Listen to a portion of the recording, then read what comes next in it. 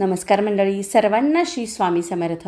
स्वामी समर्थ महाराजांच्या आशीर्वादाने तुमच्या आयुष्यातील सगळी संकट, समस्या, अडचणी दूर होत हीच महाराजांच्या चरणी प्रार्थना करते आणि आजच्या व्हिडिओला सुरुवात करते. तर मंडळी, टायटलवरून तुमच्या लक्षात आलेलेच असेल, आजचा विषय खूप सुंदर आहे. तो म्हणजे श्री स्वामी चरित्र सारामृत या दिव्य ग्रंथाच्या प्रत्येक अध्यायाचं काय फलप्राप्ती आहे ते आपण आजच्या व्हिडिओमध्ये पाहणार आहोत. श्री स्वामी समर्थ सारामृत हा असा एक दिव्य ग्रंथ आहे, तेजोमय ग्रंथ आहे, ज्याच्या पठणाने, ज्याच्या श्रवणाने आयुष्यातील प्रत्येक संकटावर मात केलेली आहे, प्रत्येक अडचणीतून मार्ग निघालेला आहे किंवा स्वामींनी प्रत्येक गोष्टींवरती उपाय आपल्याला दाखवलेला आहे, तो उपाय आपल्यापर्यंत पोहोचवलेला आहे. आता या गोष्टीसाठी ना ज्यांनी ही सेवा केलेली आहे त्यांना ह्या गोष्टीची प्रचिती आलेली आहे, त्यांनी त्या गोष्टीचा अनुभव घेतलेला आहे. श्री स्वामी समर्थ सारामृत हा ग्रंथ महाराजांचा आत्मा मानलेला आहे आणि ह्याचा प्रत्येक अध्यायाची ही वेगवेगळी फलप्राप्ती आहे. जेव्हा तुम्ही ऐकताल हा एक अध्यायाची फलप्राप्ती, तेव्हा तुम्हाला जाणवेल की हा अध्याय महाराजांनी ह्या माझ्या संकटासाठी बनवला होता किंवा हा माझ्यासाठी आहे. ह्या प्रत्येक अध्यायाची अशी फलप्राप्ती आहे. चला आता आपण पाहूयात की प्रत्येक अध्यायाची काय काय फलप्राप्ती आहे, फलश्रुती काय आहे ते. सर्वप्रथम आहे तो अध्याय पहिला. या अध्यायाचे पठण केल्याने घरातील कोणतंही शुभकार्य निर्विघ्नपणे पार पडतं, अर्थात यामध्ये गणपती बाप्पाचं नामस्मरण आहे. दुसरा अध्याय पठण केल्याने प्रवास सुखकर होतो. तिसरा अध्याय पठण केल्याने शासकीय कामामध्ये कोणता अडथळा असेल तर ते दूर होतात. चौथा अध्याय पठण केल्याने घरात अन्नधान्याची कधीच कमतरता भासत नाही. पाचवा अध्याय पठण केल्याने आपलं गुरुबळ अगदी भक्कम होतं. सहावा अध्याय पठण केल्याने आपल्याला जर संपत्तीचा थोडाफार काही गर्व असेल तर तो होत नाही आणि घरामध्ये चोरी होत नाही असं म्हणतात. सातवा अध्याय पठण केल्याने सद्गुरूची प्राप्ती होते. आठवा अध्याय पठण केल्याने संबंधबाधा दूर होतात.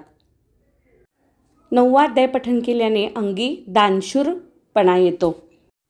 दहावा अध्याय पठण केल्याने संतती प्राप्ती होते.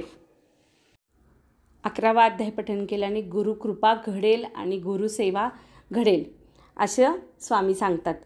आणि 12वा अध्याय पठण केल्याने गुरुसेवेमध्ये कधीही बाधा येत नाही, म्हणजे जेव्हा आपण गुरुसेवा करत असतो तेव्हा कुठलीही अडचण येत नाही.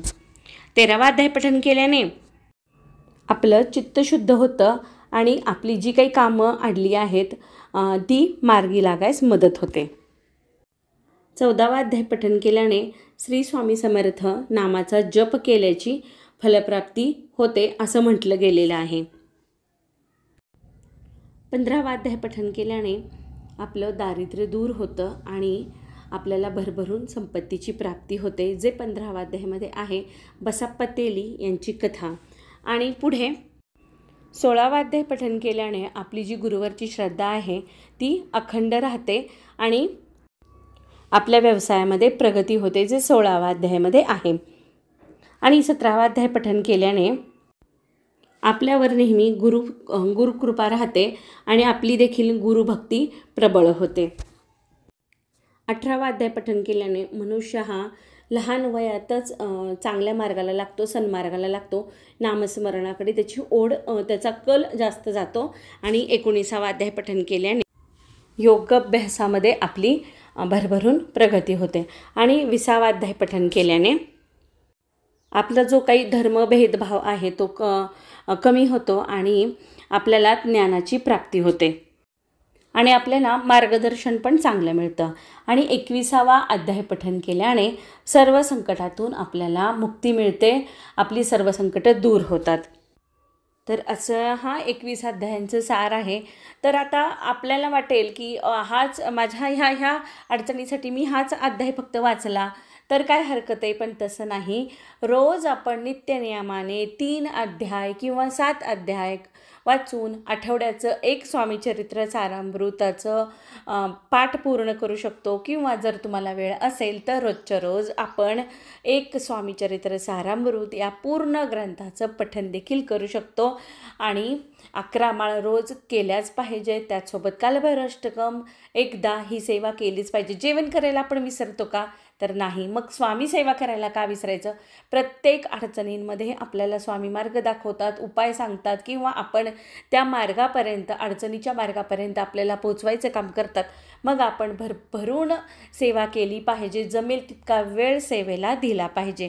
असा हा दिव्य तेजोमय अशा या ग्रंथाचं आपण फलप्राप्ती बघितलेलीच आहे.